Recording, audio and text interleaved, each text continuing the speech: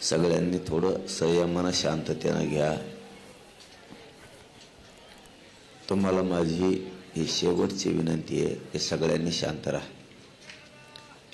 तुम्हाला ऐकायचं नसेल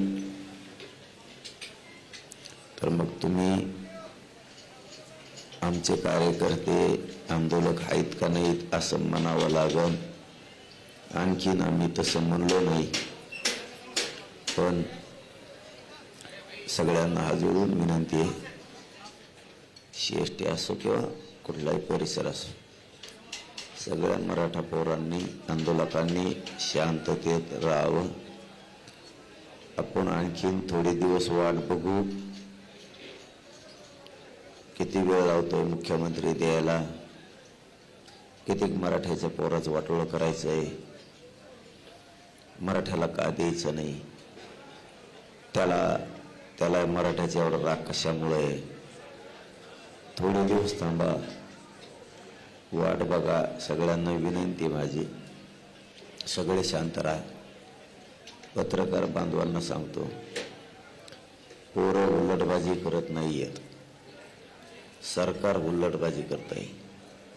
सरकारला 4 महिन्यापूर्वी सांगितलं होतं आम्हाला मुंबईला यायचं नाही, आमची आरक्षणाची मागणी सोडवा.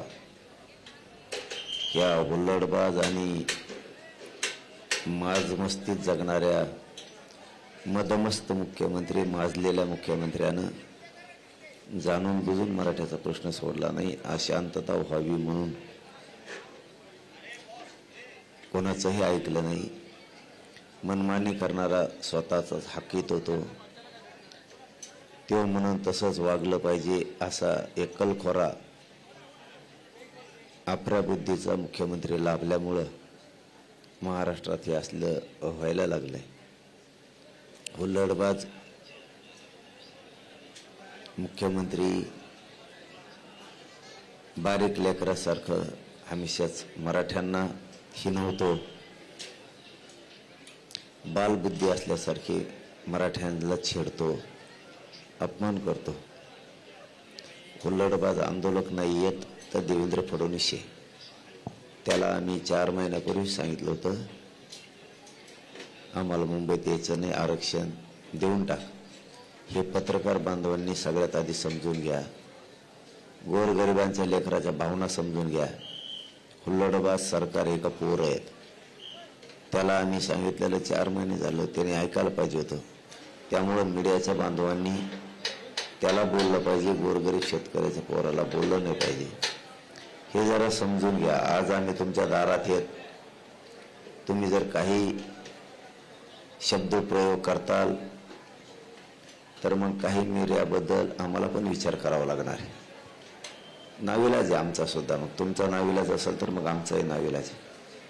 कारण राज्यातले आम्ही सुद्धा 7 कोटी लोक तुमचं चॅनल बघतो आणि काही नाही करून तुम्ही सरकारचं ऐकून जर आमच्यावर काही खोट्या नाट्या आरोप पसरवणार असले, आम्हालाही त्याच्यावरती काही चॅनलबद्दल विचार करावा लागणार आहे. मग आणि आम्ही जर एकदा पक्का विचार केला तर मग मराठी आणि आमच्या ऐकण्यातले बाकीचे बांधव असे मिळून असंही 8-9 कोटी लोकांनी आम्ही जर ठरवलं तर आम्ही सुद्धा काही चॅनलबद्दल निर्णय घेऊ शकतो. हे पण खोटं नाही आहे. कारण तुमचं 2-4 दिवसापासून काही चॅनलचं आम्ही बघतो, जाणून बुजून तुम्ही काही ना काहीतरी कांगडं घोंगडं आमच्याकडे आणताय. आम्ही एवढे येडे नाही आहेत. तुम्हाला सरकार लागत असेल, पक्ष लागत असेल, त्याच्यामुळे तुम्ही खोटे नाटे आरोप करून काहीतरी रंगायचा प्रयत्न करता. रंगू नका. तुम्ही रंगायला जाता आणि सरकारचे नेतेच ऐकून इकडं जर मराठ्यांनी आणि मराठ्याच्या महाराष्ट्रातल्या 9 ते 10 कोटी मित्रांनी जर ठरवलं तर मित्राच्या नादात सगळा देवारा होऊ शकतो. कारण आपण एकदा बोललो ते करीत असतो, त्याचाही तुम्ही बारीक विचार करावा. 3 दिवस झालं तुमचं पण आम्ही काही जणांचं ऐकलं. आता आम्हालाही संशय यायला लागला तुमच्याबद्दल सुद्धा, काही चॅनलबद्दल.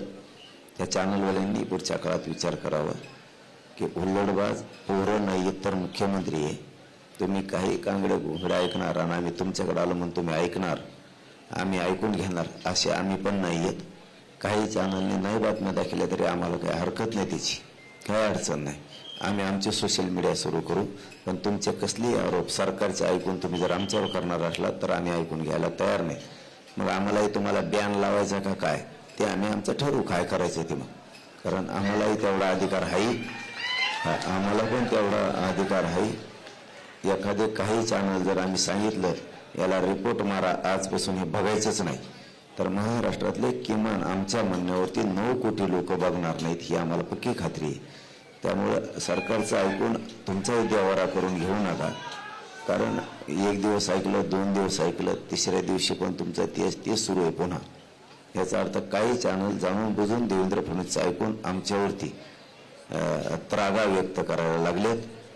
तुम्ही काय खोटं दाखवणार आहेत, आमचं हाय ते आईन काय दाखवणार आहेत तुम्ही. पण त्याच्यात तेव्हा संशय येतो, कारण काही असतेत वेळ आली तर नाव पण घेईन मी, वेळ आली तर नाव पण घेईन मराठीविषयी तुम्ही कसं चालता म्हणून. पण आता इथून पुढे तरी आमचं चॅनलवाल्याला हात जोडून विनंती आहे, हुल्लडबाज आंदोलक नाही आहेत, हुल्लडबाज सरकार आहे. त्याला 4 महिन्यापूर्वी आम्ही सांगितलं होतं आरक्षण दे, आम्हाला मुंबईला यायचं नाही. हे प्रश्न तुम्ही मुख्यमंत्र्याला विचारा, आमचं कशाला दाखविता. आम्हाला झोपायला जागा नाही, बसायला जागा नाही, खायला जागा नाही, हाय ते दुकानं बंद केली, आमची मागची लाईट बंद केली, ते दाखवलं का तुम्ही? दाखवलं का रे? पोरांचे काय हाल चाललेत, काय नाही चाललेत, गाड्या अडवित आहेत, जेवणाच्या गाड्या अडवित आहेत. उठलं सुटलं की आंदोलकाने असं केलं, आंदोलकाने तसं केलं. काय अडचण नाही, तुम्हाला दाखवायचं दाखवा, नाही दाखवलं तर आमची सोशल मीडिया आम्ही चालू, आम्ही जातो आणि लढणार आहेत. तुम्ही उगाच काहीतरी सरकारचं ऐकून आमच्या मागं लागताना हे सुद्धा चांगलं नाही. मग असं असतं का कुठं? तुम्ही आम्हाला दाखवायला लागलात म्हणजे काय तुम्ही कसं वागणार असं थोडं आहे. बरं, परवा ऐकलं तुमचं, 13वा ऐकलं, काल पण ऐकलं, ठीक आहे. तुम्ही रोज तेच जर कांगडे भोंगडे आमच्यावर सरकारचं ऐकून करणार, आम्ही तुमच्या चॅनलबद्दल विचार करणार, 100% करणार. बघा करतो का नाही. एकदा जर मी शब्द फेकला ना, सगळं रिपोर्ट मार टाकते. DTH असो, तुमचं काही असो, काही एक चॅनल बघणार नाही तुमचं. जे सांगितलं नाव घेतलेलं चॅनल बघणारच नाहीत मराठी. म्हणून पोरं उल्लडबाज नाहीत, पोराची भावना समजून घ्या. पोराचं म्हणणं इथं चिखली रेंद आहे, सरकारनं सुविधा नाही केली, जबाबदारी सरकारची असती. जेवणच आमचं बंद केलं. बरं, आम्ही जेवायला आणलं तर आमच्या गाड्या अडल्यात, हे पोरांचं म्हणणं आहे. तुम्ही उठलं सुटलं की तुमचं तुंतून वाज येता, सरकार सांगा तसं लावा अशा बातम्या, लगेच तुम्ही तशा लावता. आम्हाला ते पण रिपोर्ट येत, कोण सांगत आहे, तुम्ही कोण पत्रकार, कोण अँकर, कोणत्या मंत्र्यात जवळचा आहे, ती पण रिपोर्टिंग येते आम्हाला. मी जर नाव सांगितलं ना, तुमच्या पायाखालची वाळू सरकन तुमच्या सुद्धा. मी खोटं बोलत नाही. 2 वर्षात एकदाही मी मीडियाबद्दल आणखीन बोललो नाही, एकदा पण मीडियाबद्दल बोललो नाही. इतकं मीडियावर प्रेम आणि माया करतो मी. पण इथं आल्यावर थोडंसं आम्हाला चतुरपणा दिसला काही जणात, म्हणून हे बोलायला लागलं. मी 2 वर्षात बरं शब्द काढलेला नाही. देवासारखे चॅनलवाले आणि पत्रकार देवासारखे. पण इथं आल्यावर काही जण साबरेपणा ते दिसला आम्हाला, लक्षात आलं साबरापणा आमच्या. ठीक आहे, आम्हाला नीट करायचं. तुमच्या एकट्यामुळं तुमच्या संपादकाला अडचण येणार आणि तुमच्या चॅनलला अडचण येणार, हे पण ध्यानात ठेवा तुम्ही. माझं म्हणणं पुन्हा एकदा समजून घ्या, तुमच्या एका पत्रकारामुळं तुमच्या संपादकाला आणि चॅनलला अडचण नाही आली पाहिजे या मताचा मी आहे. आणखीन मी नाव घेतलं नाही, मला घ्यावा लागेल नाविराजे. मग नंतर माझं पोरांना हात जोडून विनंती, पोराव होत असतं, कमी जास्त झालं तर होऊ द्या.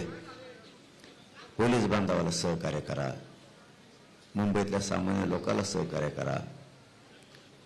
सगळ्यांनी CST असं इकडे तिकडे कुठं असताना ते जागा सोडून द्या. अरे मी तुमच्यासाठी तरफडतोय पोराव, मला आज उठता बसता आहे ना, आता मला या अंगावरचे अंगावर होत आहे ना, तुम्ही जरा समजून घ्या.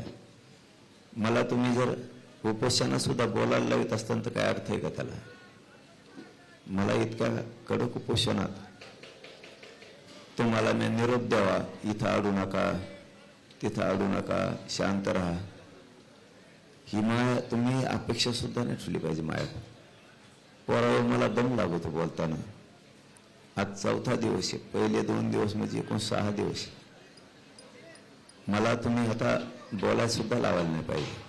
मी तुम्हाला म्हणायला पाहिजे का इकडं उभा राहू नका, तिकडं उभा राहू. तुम्ही मनानेच रस्त्यावर उभा नाही राहिल्या पाहिजे, तुम्ही गाड्या नाही अडल्या पाहिजे म्हणानीच मला बोलायला त्रास होईल, पोटात आग व्हायली माया, मला आणखीन त्रास होऊ नये, माझं तोंड आता चिटकायला लागलंय, पाणी माझ्या तोंडाला सारखा पाणी यायला लागलंय, मला सारखं सारखं थुकायला लागतं, इतकं पाणी यायला लागलंय, शरीरातलं पाणी माझ्या बाहेर निघायला लागलंय तोंडातून आता. म्हणून माझ्या सगळ्या मराठा बांधवांना, आंदोलकांना माझी विनंती आहे, तुम्ही कोणीही अडवणी करू नका. CST असन काय असन, ग्राउंडवर येऊन बसा, गाड्या ग्राउंडवर लावा आणि शांत राही, माझी तुम्हाला नम्रपणानं विनंती आहे सगळ्या.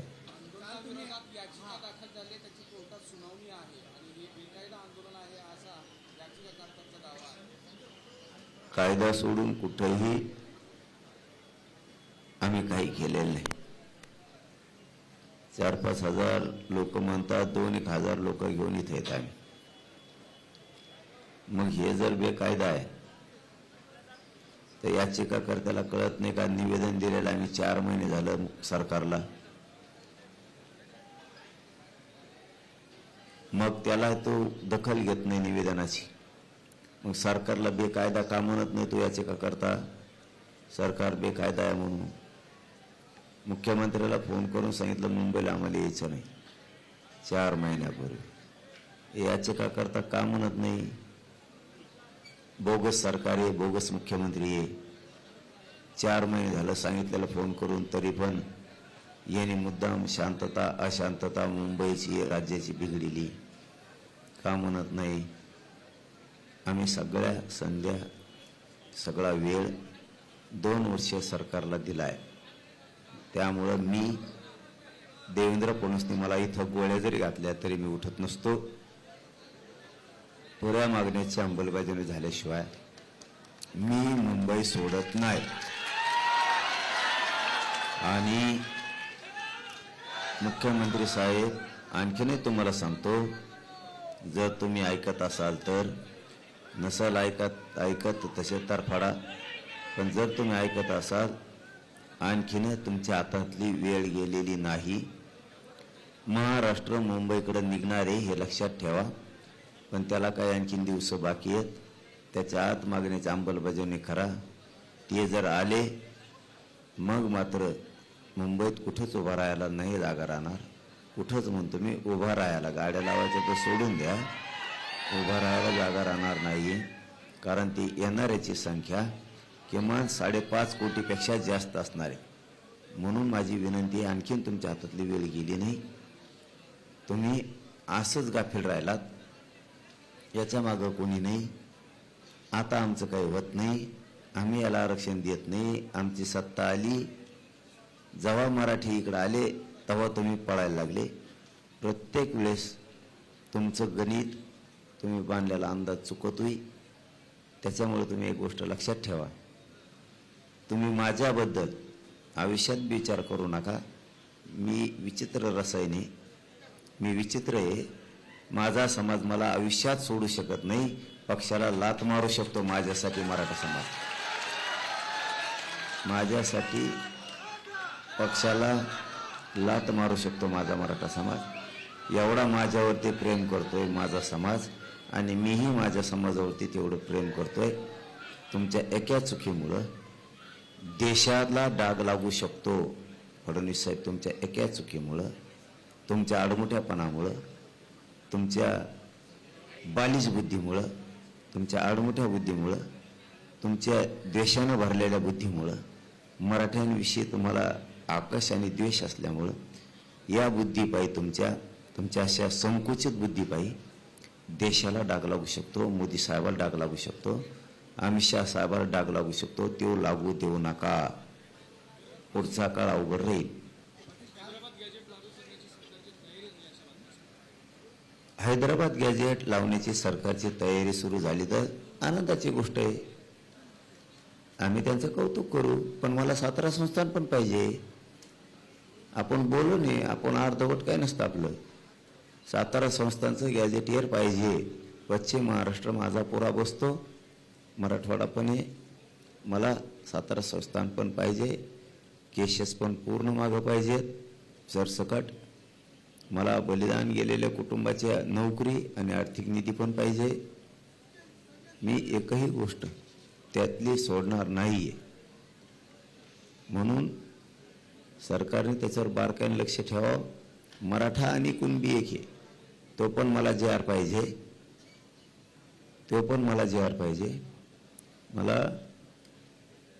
सगळे सोयऱ्यांची अधिसूचनेचं काय झालं हे सुद्धा पाहिजे.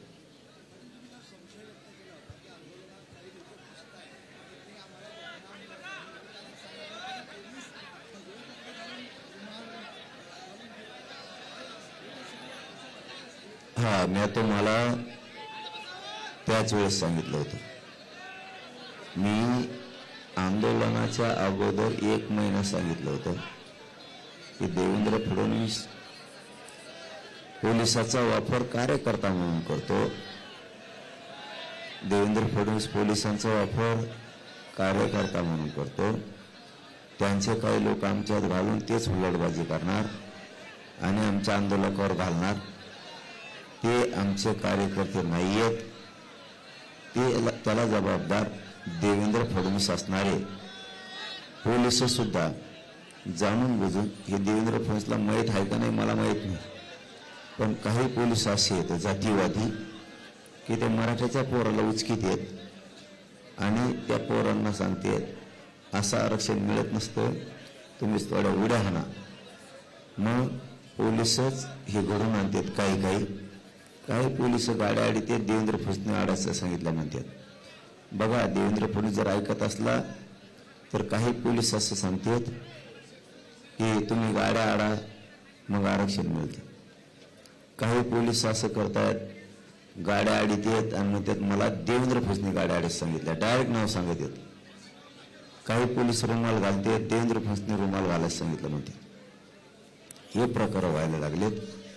त्याच्यामुळं माझ्या जर एकाही पोराला जर लागलं ना तर पुन्हा महाराष्ट्र कधीच सुरू होऊ देणार नाही. मराठी जर एका पोराला काठी लागली तर पुन्हा मुंबईसह महाराष्ट्र कधीच सुरू होणार नाही. माझ्या पोराला दादागिरी करायची नाही, हे मी सरळ सांगतो. माझ्या पोराची काहीच चूक नाही. आम्ही तुम्हाला 2 वर्षापासून सांगतो आरक्षण द्या. माझ्या जातीची पण काही चूक नाही.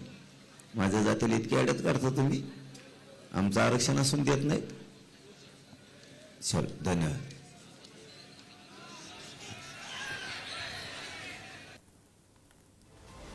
मनोज जरांगे पाटील यांचा माध्यमांशी संवाद. हैदराबाद गॅझेट, सातारा गॅझेट देखील लागू झालं पाहिजे असं सुद्धा मागणी करत जरांगे यांनी म्हटलेलं आहे. तर पोलिसांचा वापर कार्यकर्ता म्हणून केला जातोय असं सुद्धा जरांगे यांनी म्हटल्याचं पाहायला मिळतंय.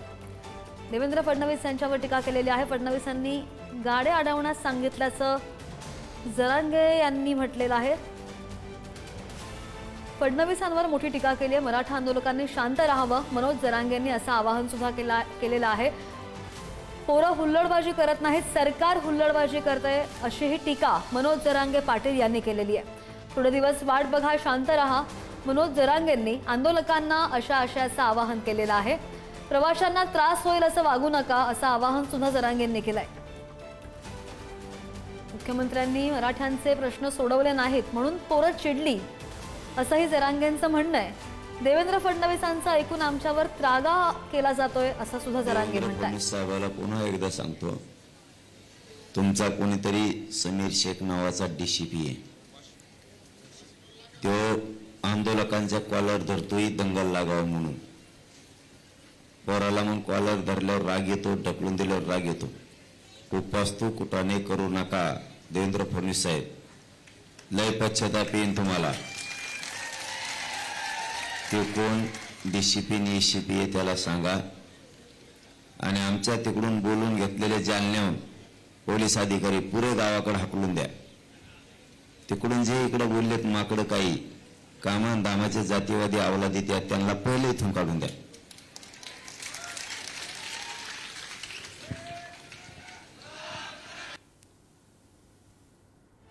देवेंद्र फडणवीसांचं ऐकून आमच्यावर त्रागा केला गेला असं सुद्धा टीका करत मनोज जरांगे पाटील यांनी म्हटलेलं आहे.